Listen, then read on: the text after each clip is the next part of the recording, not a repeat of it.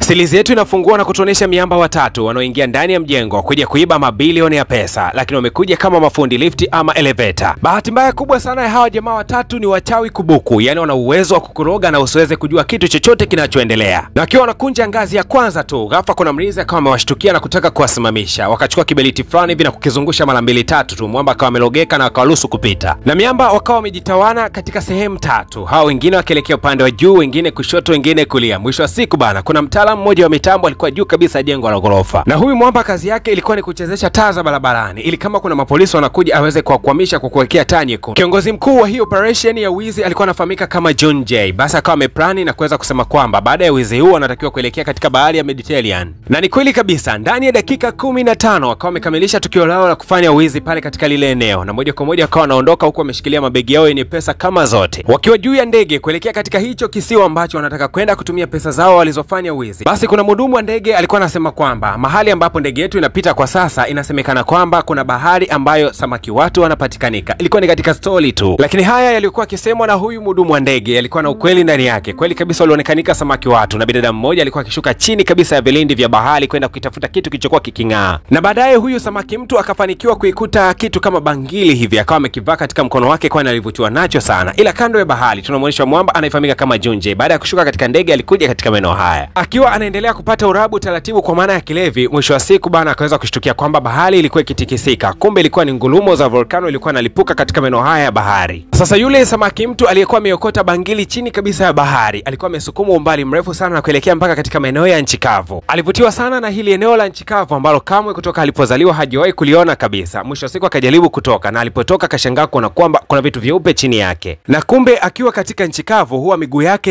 inajitokeza, na akiingia baharini basi mkia wake ule wa kisamaki unakuwa unajirudi. Basi huyu samaki kwake ilikuwa ni burudani tu kuzama baharini na kuibuka nchi kavu. Na mwisho wa siku bana tunaonyesha mwamba John J akiwa katika ile hoteli aliyokuwa amefikia, na siku ya leo alikuwa anasikia makelele mengi sana, akawa ameshtuka. Na alipoamka kwenda kutazama alishangaa kuona kwamba nguo zake zote zilikuwa zimevurugwa vibaya mno katika maeneo haya ya sebule. Ikabidi kwenda kukagua katika maeneo ya kabati la nguo, akashangaa kuona kwamba kuna sura ya bidada. Jamaa alishtuka sana kwa sababu bidada alikuwa yuko uchi kabisa, alafu tena amejifutia nguo zake anazozipenda maziwa katika maeneo ya mdomo wake. Kitu chikao kimemkela sana, akataka kwanza kumshambulia, lakini huyu bidada alikuwa na nguvu kuliko, kwani alimgusa mwamba kidogo tu, jamaa akajikuta amesukumika umbali mrefu, kisha yule bidada akawa ametoweka katika maeneo hayo. Ila kitu cha kuchekesha ni kwamba bidada wakati anakimbia hakuwa anajua tofauti ya kioo na mlango, akawa anapita katika kioo akawa amejigongesha vibaya mno, na mwisho wa siku akawa amepoteza fahamu. John J haraka sana akapigia simu polisi na kuambia kwamba amevamiwa katika apartment yake, na moja kwa moja akamfunga bidada mikono yake, lakini pia akagundua kwamba bidada alikuwa amejishikilia katika mikono kana kwamba ameficha kitu. Basi akaanza kumlazimisha bidada kumfungua mikono yake, lakini bidada alikuwa na nguvu sana kwani alimsukuma mwamba kidogo tu, jamaa akajikuta ameweza kuanguka. Na wakati huu polisi wakawa wamefika na kuweza kumchukua bidada. Sasa mwamba akawa anatazama picha za bidada katika simu yake na akashangaa kuona kwamba bidada alikuwa amevaa kitu cha thamani sana katika mkono wake. Na kwa sababu wao shughuli zao ni wizi, basi haraka sana akampigia mshikaji wake anayefahamika kama Nandu na kumwambia kwamba bana kuna bonge la dili kwa sababu nimeweza kushtukia kwamba kuna bidada na kitu cha thamani katika mkono wake. Kabla ya kuelekea huko kutekeleza majukumu yao ya wizi, basi moja kwa moja akamfuata yule mhudumu wa ndege bana, kumbe alichukua namba zake za simu na huwa wanakutanaga kisilisili. Lakini wakati huo Nandu akawa amemtumia message kwa kuambia kwamba ile bracelet hasa Nandu ndio yule mwamba IT ambaye ni mtaalamu sana wa mitambo ya kuhaki. Alivyoweza kuitazama ile picha ile bracelet akamwambia kwamba hiyo ni bracelet yenye thamani ya zaidi ya bilioni 6. Jamaa alipozisikia hizo habari njema hakutaka kabisa kupoteza muda, moja kwa moja akatimba katika kituo cha polisi na kusema kwamba amekuja kumtoa bidada. Mwamba baada ya kumtoa bidada akaanza kumshika bidada mkono kwa kumwambia kwamba bana samahani unisamee bana nipatie mkono, lakini bidada akawa amekataa. Mwamba akataka kuweza kumvua ile bangili, lakini bidada akakunja ngumi zake akawa anamtishia kidogo mwamba. Na mwamba akahisi kwamba ili amuingize bidada mjini lazima aanze kumtamanisha na vitu vizuri ambavyo watoto wa kike wanavipenda. Ikabidi kumpeleka shopping na kumwambia kwamba achague nguo yoyote anayoitaka, lakini bidada kila anachokichagua hawezi kabisa kukivaa. Akichukua viatu yeye anavivaa mikononi, mwamba ikabidi kwenda kumvicha miguuni, lakini akichukua nguo yeye anazivaa kichwani, mwamba ibidi kumweka vizuri zile nguo. Yani ikawa ni tafrani sana, muelewi kabisa bidada. Yani kama ni cheesy sometimes. Na bidada baada ya kupendeza sana akawa anajitazama katika kioo na kugundua kwamba amekuwa ni mlembo kupitiliza. Sasa akazidi kujishangaa na mwisho wa siku akawa amempoteza kabisa mwamba John J. Moja kwa moja bidada akaanza kutembea mitaani. Mwamba John J anarudi dukani na kugundua kwamba bidada alikuwa ametoweka katika eneo hili. Akaanza kuuliza akamwambia kwamba bidada alikuwa ameondoka. Basi akaanza kusema kwamba anaondokaje akiwa na bracelet ya thamani kiasi kile, na nyinyi mmeruhusuje bana?